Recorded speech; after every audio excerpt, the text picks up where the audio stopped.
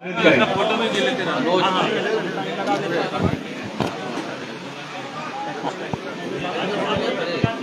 तमाशा किया जरा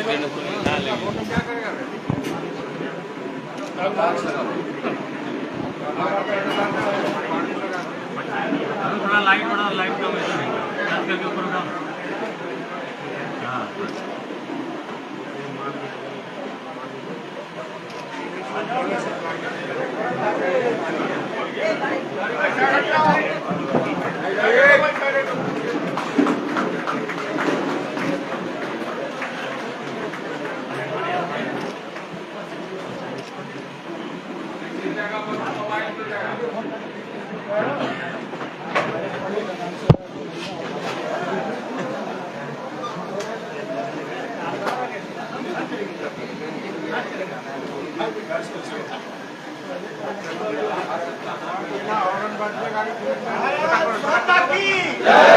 भारत माता की जय। वंदे मातरम। वंदे मातरम।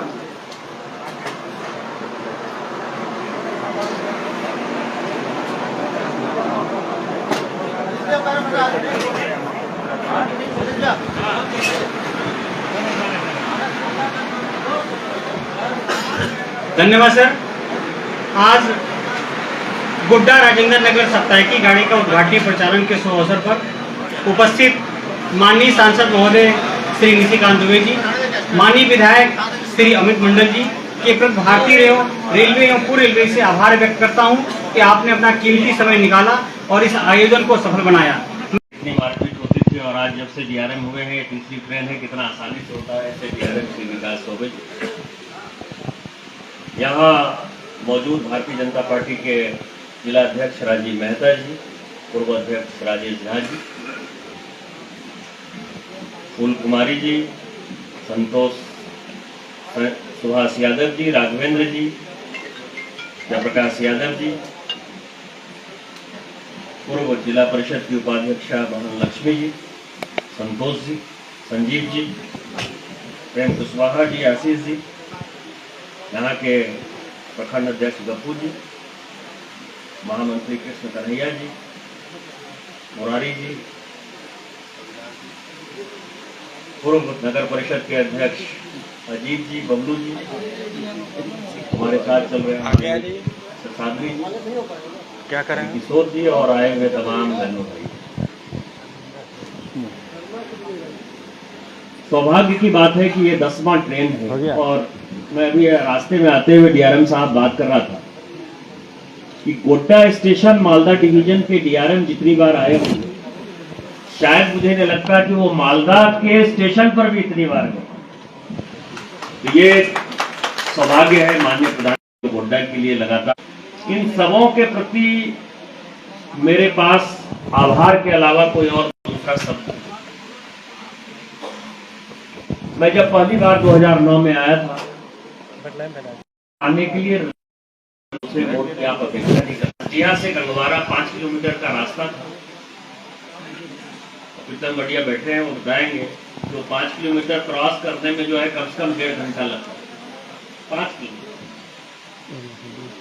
मेरा L3, L4, L5 जो नंबर का 3 बड़ा क्रूशियल आर्मी को सीधा खड़ा होने के लिए या चलने के लिए महत्वपूर्ण पार्ट है, वो तीनों इस गोड्डा चुनाव की जो है भेंट चढ़ चुका है। ये तीनों जो है मेरा फ्रैक्चर है, L3, L4, L5, क्योंकि मोटरसाइकिल के अलावा मुझे प्रचार का कोई दूसरा साधन ही नहीं था और मोटरसाइकिल से प्रचार करना पड़ता।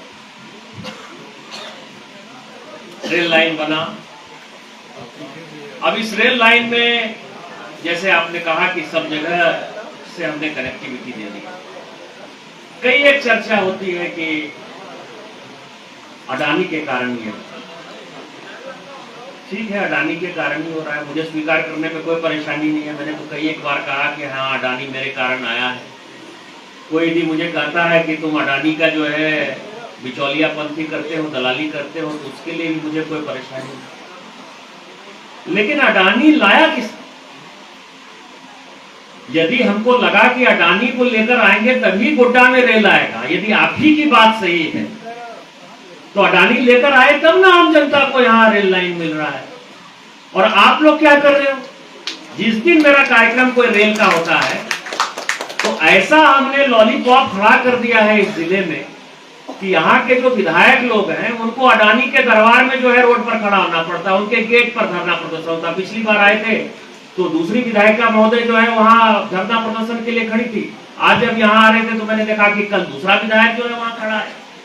यदि अडानी इतना खराब है तो तुम लोग अपने आदमी को वहां नौकरी क्यों कराना चाहते?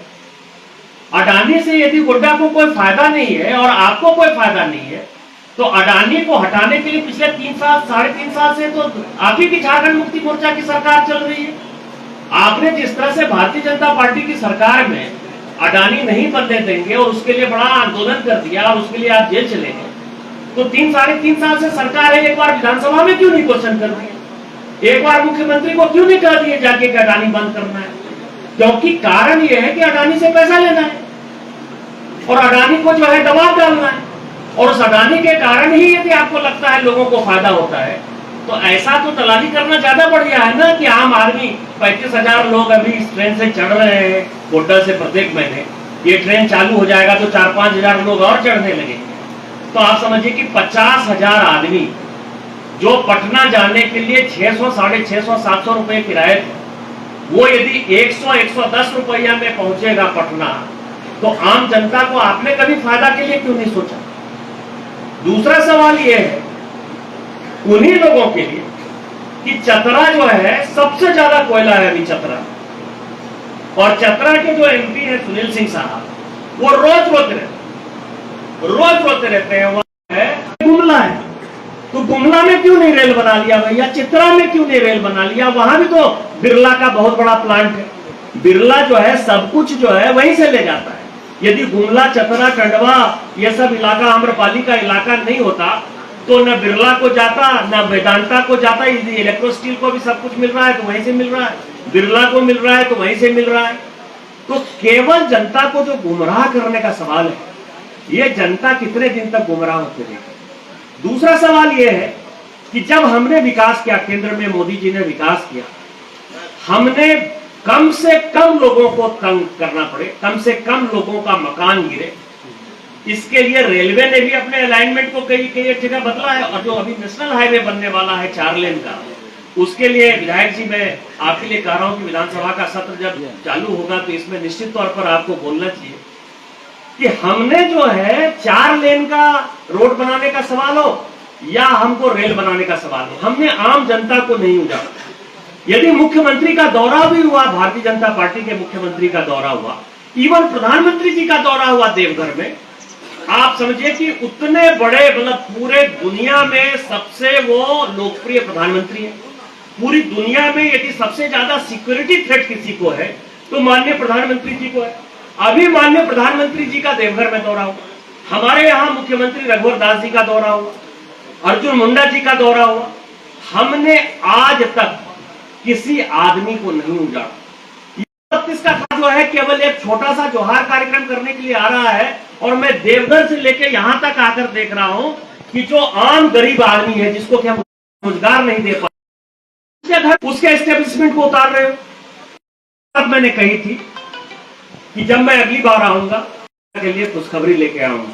और मैंने जो बात कही थी, आज 1 महीने से पहले मैं यहाँ 10 तारीख को मौजूद हूँ, इसी गोड्डा स्टेशन पर मौजूद। कथनी और करनी, सबका साथ, सबका विकास, सबका विश्वास का जो नारा है माननीय प्रधानमंत्री जी का, क्या 1 महीने के अंदर गोड्डा पीरपैंती रेल लाइन पास नहीं हो? क्या भारत सरकार ने, माननीय प्रधानमंत्री जी ने 1386 करोड़ रुपया नहीं दे दिया? अभी मैं डीआरएम साहब से बात कर रहा था, इन्होंने कहा कि लैंड एक्विजिशन का भी जो है हमने पूरा का पूरा कागज यहाँ जिला प्रशासन को दे दिया है, और मुझे लगता है कि यदि सब कुछ ठीक ठाक रहा तो मार्च और अप्रैल तक जो है वो काम पूरा चालू हो जाएगा।